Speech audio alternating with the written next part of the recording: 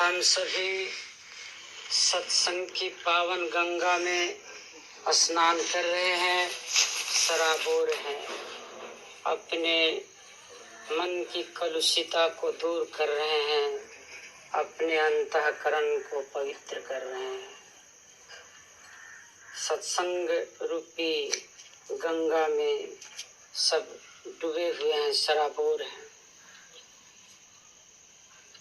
सत्संग की सबसे बड़ी महत्ता है कि सत्संग में मन निर्मल होता है, इंद्रियां शांत होती है और हम संयमित होने लगते हैं। मानस की एक पंक्तियां है, निर्मल मन जन सो मोहि पावा, मोहि कपट छल छिद्र न भावा। निर्मल मन वाला ही अध्यात्म के मार्ग में आगे बढ़ता है, सत्संग के मार्ग में आगे बढ़ता है, सेवा के मार्ग में आगे बढ़ता है। पहली शर्त है मन की निर्मलता। मन की निर्मलता ही सबसे पहली शर्त है अध्यात्म के क्षेत्र में। और इसीलिए हमारे अमर सदगुरु देव जी, परमाराध्य सदाफल देव जी भगवान ने प्रथम भूमि में जो युक्ति उनके द्वारा जो बतलाई गई है वह मन के निर्मलता के लिए ही है, मन की एकाग्रता के लिए ही। प्रथम भूमि में मन को हम बाहर में स्थिर करते हैं, फिर दूसरी भूमि में मन को निर्मल करते हैं, उसे गंगा जमुना सरस्वती में स्नान कराते हैं, उसे पावन बनाते हैं, निर्मल बनाते हैं। गंगा जमुना सरस्वती तो हम बाहर देख रहे हैं, लेकिन अंतर की गंगा जमुना सरस्वती जो संगम है उसमें स्नान करने के बाद हमारे सदगुरुदेव जी भगवान ने किया है। इंगला पिंगला सुषमन नारी, गंगा जमुन सरस्वती सुखकारी। संगम पर ऋषि संयम करही, ज्ञान सुध बल अंतर धरही। निर्मलता बहुत जरूरी है, स्वच्छता बहुत जरूरी है, अंतर बाह्य की स्वच्छता। तो हम बात करते हैं निर्मलता की, तो इसमें अंतर और बाह्य दोनों की बात होती है। प्रथम देह वस्त्र स्थान, इसके बाद जो है अंतर की शुद्धि की पर बल दिया गया है। इसलिए सत्संग अनिवार्य है, सत्संग में आना चाहिए। सत्संग में मन अंतर्मुखी होता है, शुद्ध होता है, पवित्र होता है। कबीर साहब की एक वाणी है, कबीर मन मैला भया, या में बहुत विकार है, यह मन कैसे धोइए, साधो करो विचार। कहते हैं जीवो, तुम्हारा यह मन जो है मैला हो गया है, यह मैला मन को कैसे धोओगे, इस पर विचार करने की आवश्यकता है, इस पर चिंतन करने की आवश्यकता है। यह मन कैसे धुलेगा? बाहर के साबुन से शरीर धुलता है, मन को धोने का कौन सा साबुन है, इस पर विचार करने की जरूरत है। मन का साबुन सेवा है, सत्संग है, साधना है, इसी से मन धुलता है, इसी से मन धुलता है। नहीं तो ऐसे तो मन की चाल कुचाल है। सदगुरु सदाफल देव जी भगवान यही कहते हैं, मन की चाल कुचाल है, जीव ही उबट चलाओ। मन फंदा में जीव पड़े, बिन गुरु कौन छोड़ाओ। मन का चाल तो कुचाल है ही, यह सदैव विषयों की ओर ले जाता है, यह सदैव माया की ओर ले जाता है, यह सदैव संसार की ओर ले जाता है। लेकिन यह जो मन कुचाल, इसका जो चाल कुचाल है, इसके चाल की गति को हम कैसे बदलेंगे, कैसे मतलब इसके दिशा को बदलेंगे, इसी के लिए सदगुरुदेव पुनः कहते हैं, प्रभु प्रसाद सदगुरु दया, मना होई स्वाधीन। अन्य युक्ति कोई नहीं लगे, सदगुरु चरण अधीन। प्रभु प्रसाद और सदगुरु की दया ही एक ऐसा साधन है जिसके द्वारा मन स्वाधीन होता है, मन बस में होता है। और अगर इसके बाद भी नहीं मन रुकता है, फिर भी नहीं रुकता है, प्रभु प्रसाद कैसे मिलेगा, सदगुरु की दया कैसे होगी?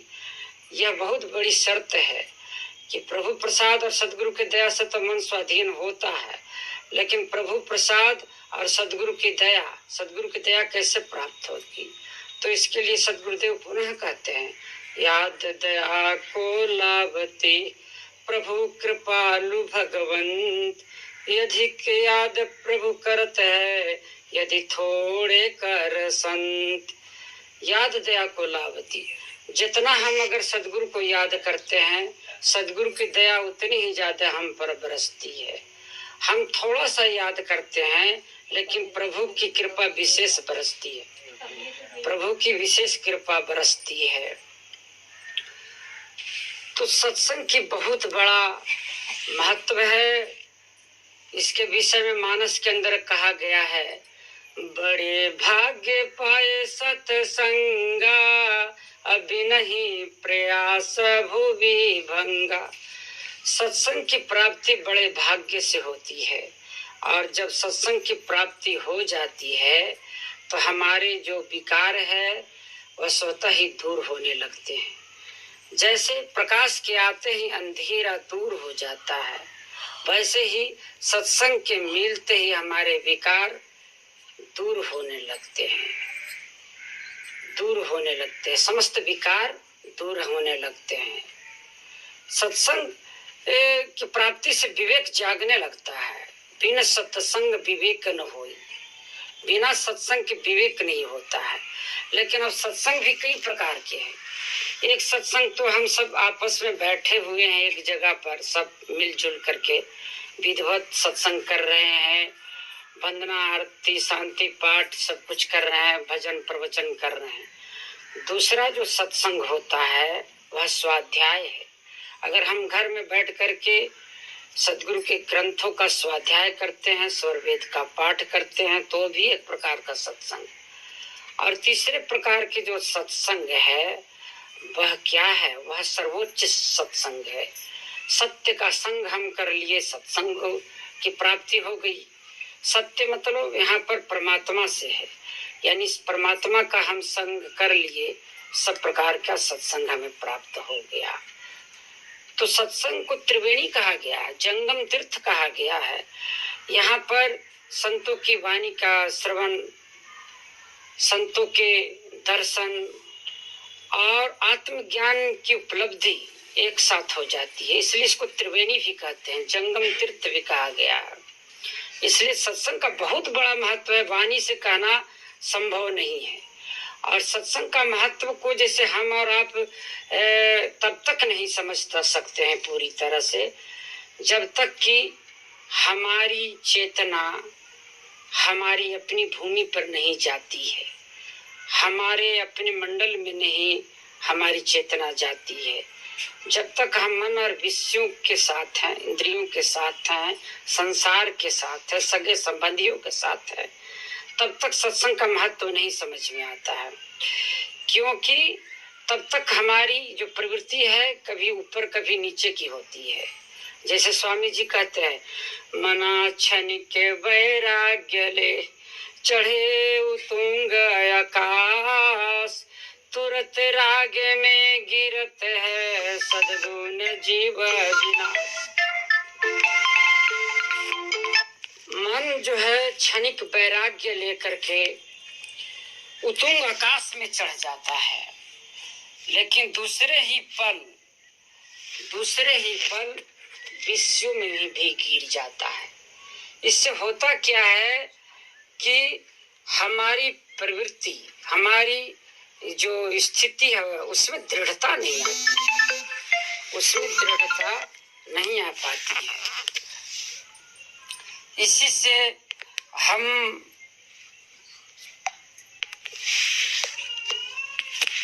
परेशान रहते हैं, क्योंकि जब तक दृढ़ता नहीं आती है तब तक स्थिरता नहीं आएगी, और जब तक स्थिरता नहीं आएगी तब तक मन और की स्थिति जो है मक्खी की तरह है। मन मक्खी दोनों की एक गति लखात, क्षण में महन भोग पर क्षण में मल पर जात। एक पल में मैला पर और दूसरे ही पल में मिष्टान पर। ये मक्खी की स्थिति होती है, गति होती है, और वही हमारे आपके मन की भी होती है। हमारा आपका मन कभी विश्व में जाता है, कभी जो है भक्ति अध्यात्म सेवा सत्संग की ओर भी जाता है।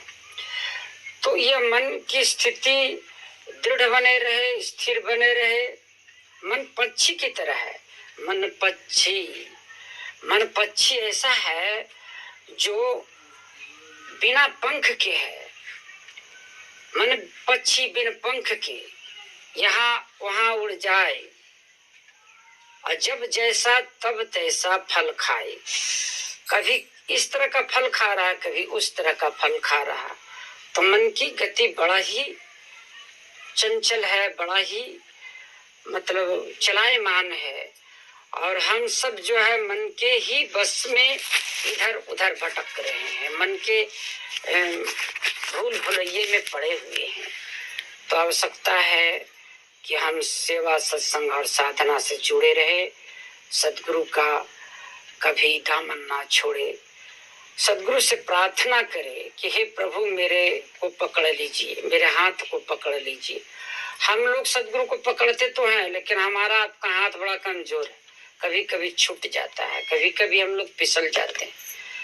कहीं न कहीं हम लोग फिसल रहे हैं, सेवा में फिसल रहे हैं, सत्संग में फिसल रहे हैं, साधना में भी फिसल रहे हैं। और यह फिसलन तब तक होगा जब तक सदगुरु अपने स्वयं अपने हाथों से हमें नहीं पकड़ लेगा। कहते हैं प्रथमाचार्य जी को सदगुरु सीताफल देव जी महाराज कहते थे, जब प्रथमाचार्य जी विचलित होते थे कि आप जब सशरीर नहीं रहेंगे तो हमसे कैसे सब कुछ होगा, हम यह दायित्व इतनी बड़ी जवाबदेही को हम कैसे निभा पाएंगे, से हम इसके लिए तैयार पूर्ण रूप से नहीं है। स्वामी जी चिंतित हो जाते थे कि देखो जिसको हम जीवन भर तैयार किया, हे भगवान वो ऐसा बोलता है, ऐसा कहता है।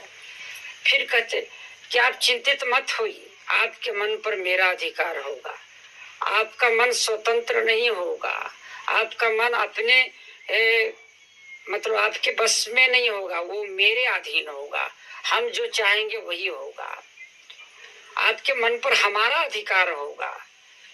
तो इस तरह से सदगुरु का कहने का अर्थ है कि सदगुरु जो चाहेगा सो करवा लेगा, जो जिससे सत्संग करवाना चाहेगा उससे सत्संग करवा लेगा, जिससे सेवा करवाना चाहेंगे उससे सेवा भी करवा लेंगे, जिससे प्रचार करवाना होगा उससे प्रचार भी करवा लेंगे। करवा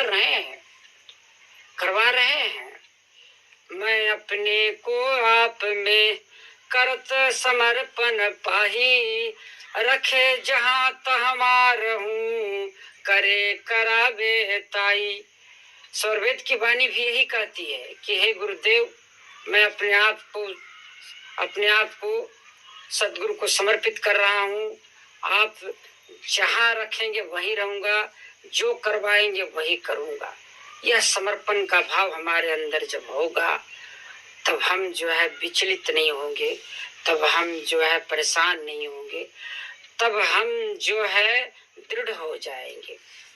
परिस्थितियां चाहे कितनी भी विपरीत क्यों न हो, समय चाहे कितना भी विकट क्यों न हो, और हमारे अपने हमसे क्यों न मुंह मोड़ ले, सारी दुनिया हमारे क्यों न विरोधी हो जाए, तब भी हम अपने पथ से विचलित नहीं हो सकते, तब भी हम अपने मार्ग से विचलित नहीं हो सकते हैं, और सदगुरु का दामन हम नहीं छोड़ सकते हैं, सदगुरु के पथ को हम छोड़ नहीं सकते हैं, क्योंकि जिसको सदगुरु पकड़ लिया है वह कैसे छूट सकता है। सदगुरुदेव इसलिए कहते हैं कि पहले दृढ़ संकल्प करो। साधना की स्थिति कैसे दृढ़ होती है? जब अंदर से हम दृढ़ हो जाते हैं ना सदगुरु के प्रति, तो साधना स्वतः होने लगती है।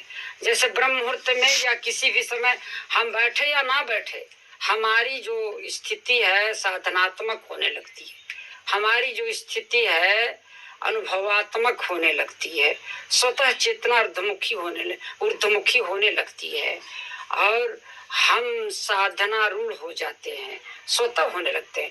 लेकिन जब तक की स्थिति दृढ़, जब तक सदगुरु के प्रति दृढ़ नहीं होते हैं, तब तक के जो है हम विचलित होने लगते हैं। इसलिए स्वामी जी कहते हैं, प्रथम ही दृढ़ संकल्प करा, संयम करे अनुकूल, धैर्य से मिलत है साधन सब सुख मूल, जिसका दृढ़ संकल्प नहीं उसका दृढ़ नहीं काज, वह कुछ कर सकता नहीं हाथ से जाए स्वराज।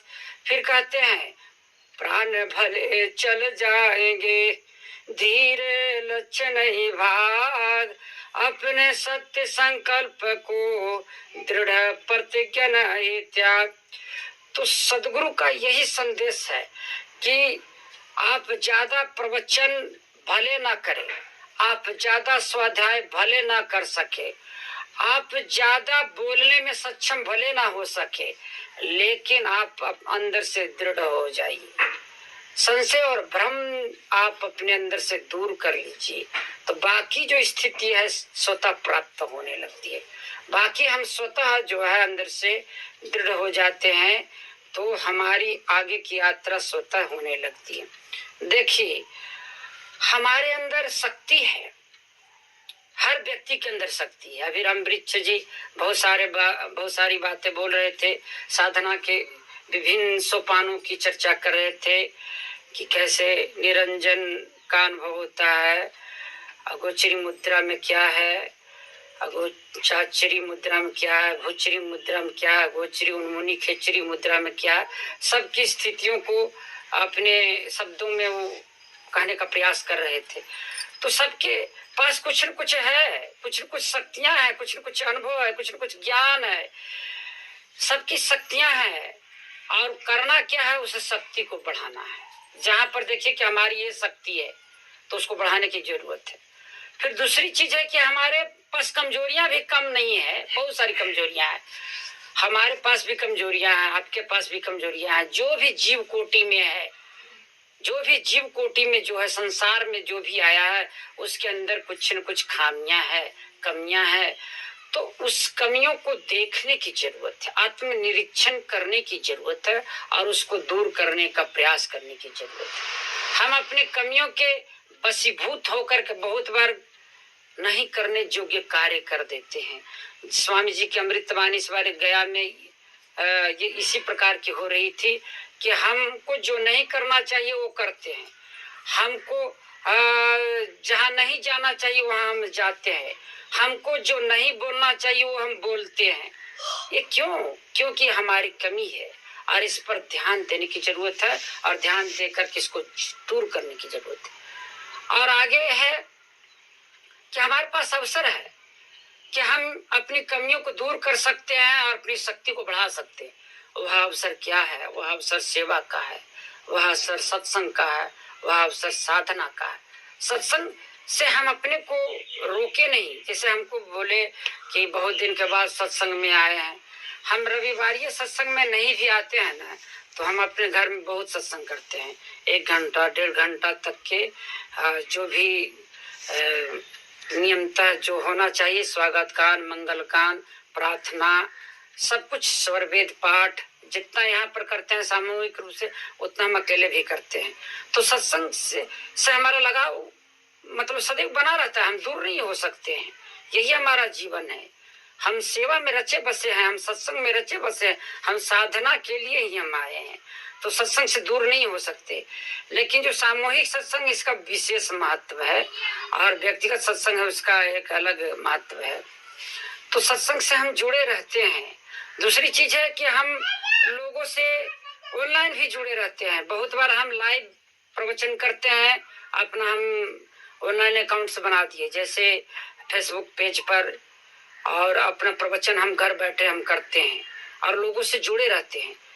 2000 से अधिक लोगों से एक साथ जुड़े रहते हैं और लाइव हमारा प्रवचन चलता है, और लोग बहुत सारे कमेंट्स भी करते हैं, जय सद्गुरुदेव जैसे। वो मुझे बड़ी तसल्ली मिलती है, बड़ा ही शांति का एहसास हमें होता है, और हम गुरु भाइयों से जुड़े रहते हैं। यहाँ आए तो 10-5 से जुड़े हैं। घर में बैठ करके हम सत्संग करते हैं अपने मोबाइल के माध्यम से, अपने लैपटॉप के माध्यम से, तो बहुतों से एक साथ जुड़ते हैं। तो हमको इसका भाव नहीं लगता है कि हम सत्संग से दूर हुए।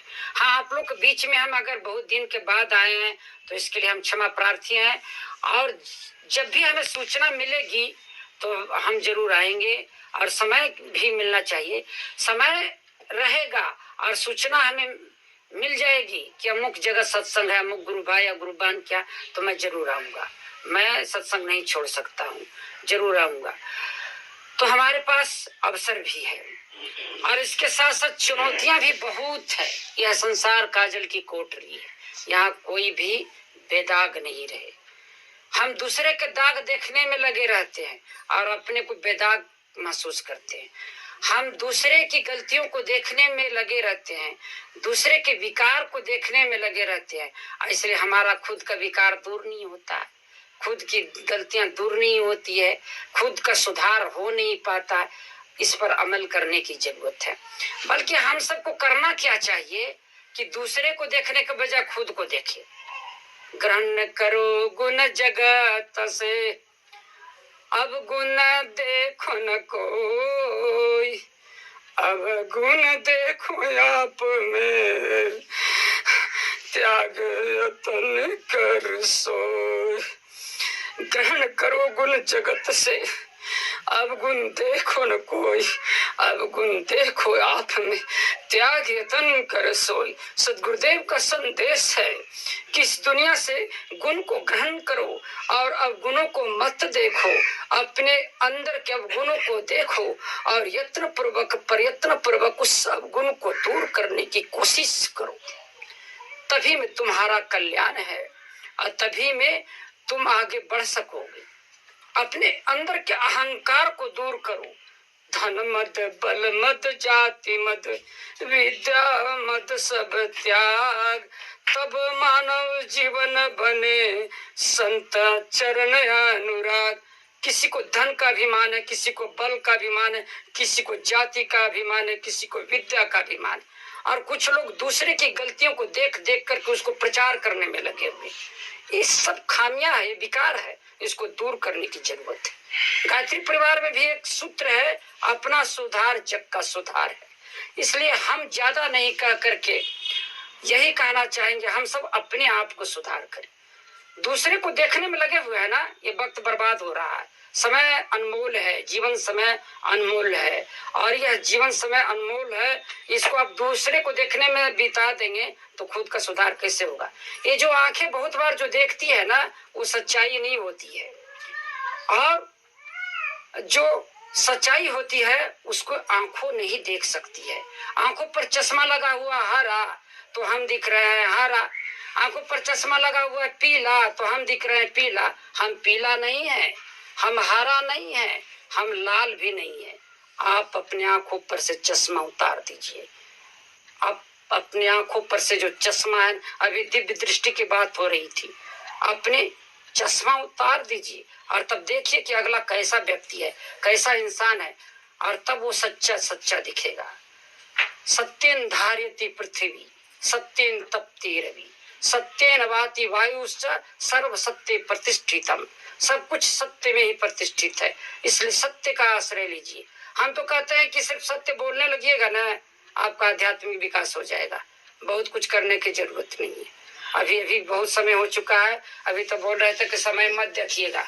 हम समय देखना हमको बहुत जरूरी हो जाता है, और बहुत बार तो हम बोलने से पहले बोल देते हैं। अभी हम गए थे गया में एक जगह, अपने ही गांव में सत्संग हो रहा था, तो बोलने से पहले ही बोल दिए कि देखिए हमको रोक दीजिएगा, समय ज्यादा हो जाएगा। तो क्योंकि बोलने के क्रम में हमें इसका ख्याल ही नहीं रहता कि समय कितना हो गया, इसलिए समय पर ध्यान देना बहुत जरूरी है, और तभी हम अनुशासन में रह सकेंगे, नियम संयम में रह सकेंगे।